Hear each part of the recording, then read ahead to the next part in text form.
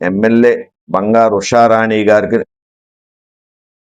Madam గారు, మీరు మీ నాన్నగారి పేరు, మీ అమ్మగారి పేరు చెప్పండి కొద్దిగా. మా నాన్నగారి పేరు తుమ్మలపల్లి సత్యనారాయణ గారు అండి, పిప్పర్లో ఉండేవారు. మా అమ్మగారు విజయలక్ష్మి గారు. నేను 7వ సంతానండి. మా నాన్నగారికి ఏడుగురు పిల్లలు. మీ మామగారు, మీ అత్తగారి పేరు? దత్తుడు గారు అంటారండి, ఉమ్. వెంకట మాణిక్యాలరావు గారు. ఈ మా అత్తగారి పేరు రత్నతాయారు. పిప్పర జడ్పీ హై స్కూల్లో 10th వరకు చదువుకున్నానండి.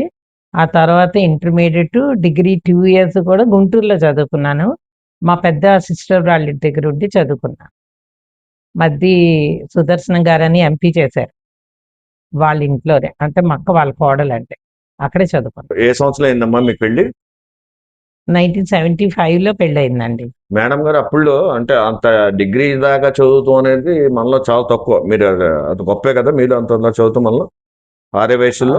తర్వాత ఇప్పుడు అంతే, ప్రతి ఒక్కరు కూడా బాగా చదువుకుంటున్నారండి. మినిమం డిగ్రీ లేకుండా ఎవరు ఉండట్లేదు. అప్పట్లో ఏంటంటే చిన్న వయసులోనే పెళ్లి చేసేసేవారు ఆడపిల్లలకి. కానీ ఇప్పుడు మాత్రం నేను చాలా సార్లు అనుకుంటాను, అయ్యో డిగ్రీ పూర్తి చేయలేకపోయానే అని చెప్పి. నేను 1995లో మున్సిపల్ చైర్పర్సన్ గా డైరెక్ట్ ఎలక్షన్ లో ఎన్నికయ్యానండి.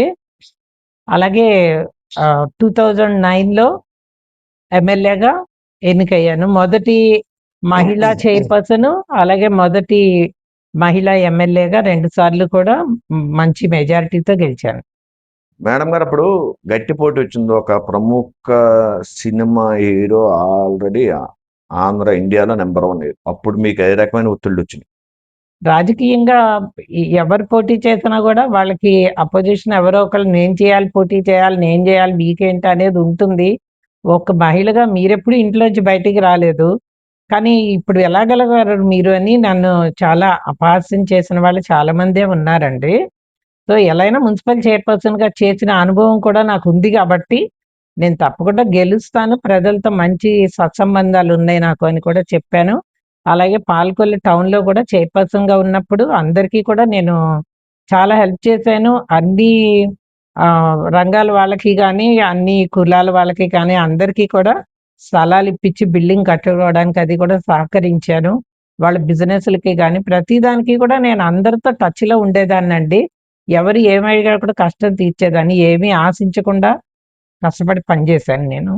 ఆ గౌరవం కూడా మున్సిపాలిటీలో కూడా చాలా మంది ప్రమోషన్స్ అయ్యి వస్తే గనక ఎంప్లాయీస్కి వెంటనే ఇచ్చేవారు కాదని విన్నాను.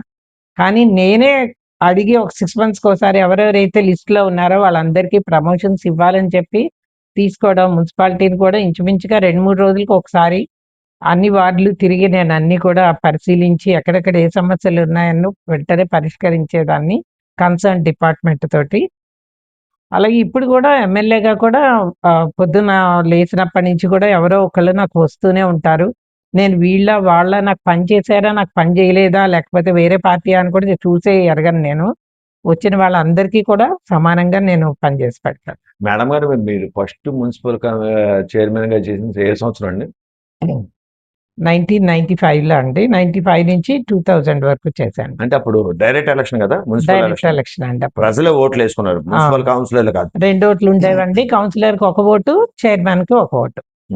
మున్సిపల్ చైర్పర్సన్ గా మంచి మెజారిటీతో టౌన్ లో కూడా గెలిచాను నేను. ఈ టౌన్ కి ఏంటంటే మెయిన్ గా వాటర్ సప్లై కొంచెం సమ్మర్ లో 1 పూట ఇవ్వడం, ఒక అరగంట ఇవ్వడం అలా ఉండేది.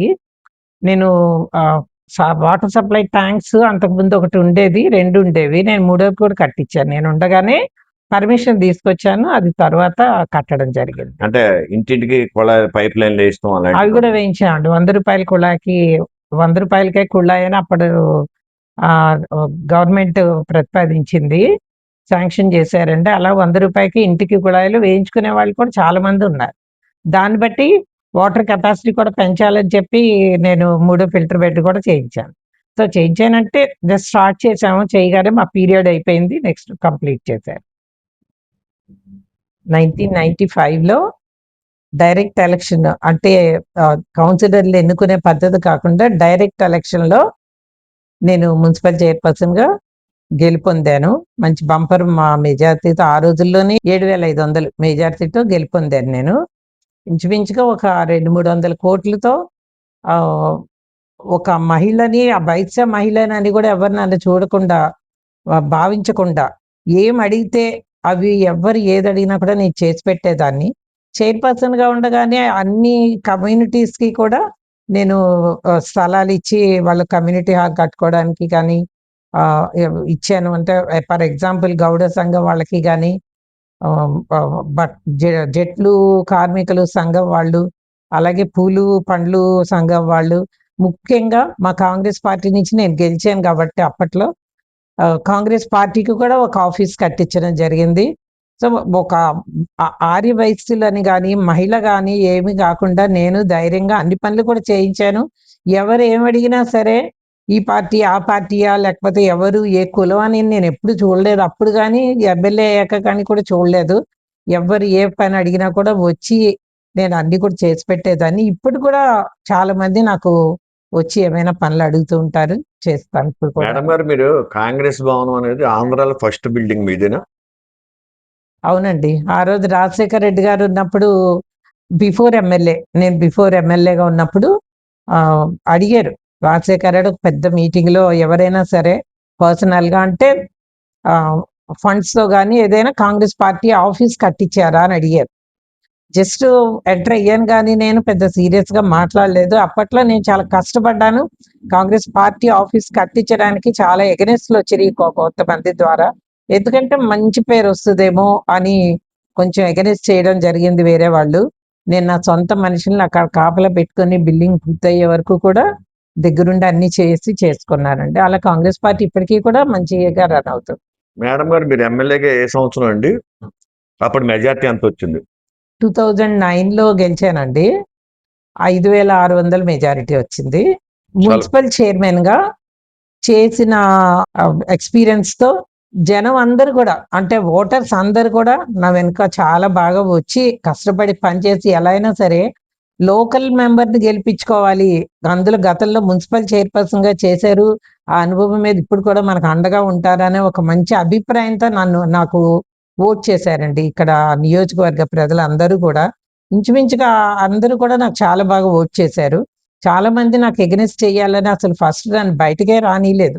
ఒక 10 రోజులు నేను లోపల ఇంట్లోనే ఉండిపోయాను. అంటే ఆ తర్వాత ఇంక నేను ఒక్కదైనా సరే క్యాన్వాస్ చేస్తాను. ఎవరొస్తారో రండి అంటే అప్పుడు అందరూ చాలా బాగా మంచి మెజారిటీ జనం వచ్చారండి. చాలా బాగా వచ్చి మాకు క్యాన్వాసింగ్‌కి కూడా వందల మంది వచ్చేవారు రోజు. చాలా సక్సెస్‌ఫుల్‌గా నేను క్యాన్వాసింగ్ చేశాను. మేడం గారు, మీరు మున్సిపల్ చైర్మన్‌గా చేసిన సేవలు గుర్తించి పాలకొల్లు వాసులు మీకు ఎమ్మెల్యేగా చాలా బ్రహ్మరథం పెట్టారు. మామూలు బ్రహ్మరథం కాదు. ఇండియాలో ఒక లెజెండ్‌ని మీరు ఓడించారు. ఆ గర్వం మీలో ఎక్కడ కనబడలేదు. ఎప్పుడూ కూడా గర్వం కనబడలేదు. ఎమ్మెల్యేగా ఉండి కూడా అన్ని కులాలకి, అన్ని మతాలకి మీరు చేసిన సేవలు ఒకసారి చెప్పండి. ఇళ్ల స్థలాలు ఇచ్చేది అప్పట్లో చాలా తక్కువండి. ఇంచుమించుగా 1, 2 నియోజకవర్గాల్లో తప్ప ఎప్పుడు కూడా ఇవ్వలేదు. అయినా సరే నేను ఈ కులం వాళ్ళా? లేకపోతే ఎలాంటి వాళ్ళు? మాకు పనిచేసారా లేదా? అని గూడా నేను ఆలోచించకుండా ఎవరైతే ఎలిజిబుల్ అయితే వాళ్ళందరికీ కూడా ఇంచుమించు 3, 4 వేల మంది వరకు నేను శాంక్షన్ చేశాను. అప్పట్లో G+1 అని పెట్టారు. సో, జనం కొంచెం ఇష్టపడలేదు. అయినా సరే కొంచెం అప్పట్లో ఫండ్స్ లేక ఆగిపోయింది. తర్వాత బిల్డింగ్స్ కట్టారు. అది గూడా నేనిచ్చిన వాళ్ళకే చాలా మందికి వచ్చినియండి. ఇప్పట్లో పూర్తి చేస్తారు. ఒక 2, 3 మంత్స్‌లో ఇస్తారనుకుంటాను అవి కూడా. బానే జరిగినియి. అలాగే రోడ్లవి కూడా ఎమ్మెల్యేగా ఉండగా నాకు మంచి ఫండ్స్ ఇచ్చారు. ఆహ్, కిరణ్ కుమార్ రెడ్డి గారు గాని, రోసయ్య గారు గాని అందరూ కూడా చాలా బాగా ఇచ్చారండి ఫండ్స్. దానికి కారణం ఏంటంటే, ఇటువంటి సీటు నేను గెలిచాను. మన వైశ్య మహిళ ఈళ్ళింత గొప్పగా గెలిచింది. ధైర్యంగా పోరాడి చేసింది అనేది కూడా చాలా మంచిగా నాకందరూ కూడా ఆదరించారు. అలాగే రోడ్లు కూడా ఏంటి అన్ని పనులేంటి మొత్తం అన్నీ కూడా నేను ఇంచుమించు ఒక 500, 600 కోట్ల వరకు కూడా పనిచేశాను. అలాగే ఇక్కడ రోడ్లయి వేయించడం, ఎక్కడైతే ఏ రోడ్డు ఖాళీ ఉందో, ఎప్పట్లోనో ఎప్పటినుంచో bypass road, Bhimavaram bypass road, Palakollu నుంచి భీమవరం వెళ్ళే బైపాస్ రోడ్డు ఇంచుమించు అప్పటికి 10 ఇయర్స్ బ్యాక్ నుంచి కూడా అది అలా ఉండిపోయింది. నేను అప్పట్లో మినిస్టర్ జానారెడ్డి గారి దగ్గర నేను ఎక్స్‌ప్లెయిన్ చేసి, అది శాంక్షన్ చేయించి, చాలా కష్టమైందండి. ఎందుకంటే రోడ్డు రైల్వే వంతెనంతా కూడా పడిపోయి విరిగిపోయింది. అలాగే బ్రిడ్జ్ కూడా కుంగిపోయింది. అదంతా కూడా మంచి సంస్థ రెప్కాన్ అని ఆ సంస్థ వాళ్ళొచ్చి మాకు చాలా మంచిగా ఎడ్యుకేట్ చేసి దాన్ని ఎత్తి బైపాస్ రోడ్డుకి చాలా నాకు సాయం చేశారు.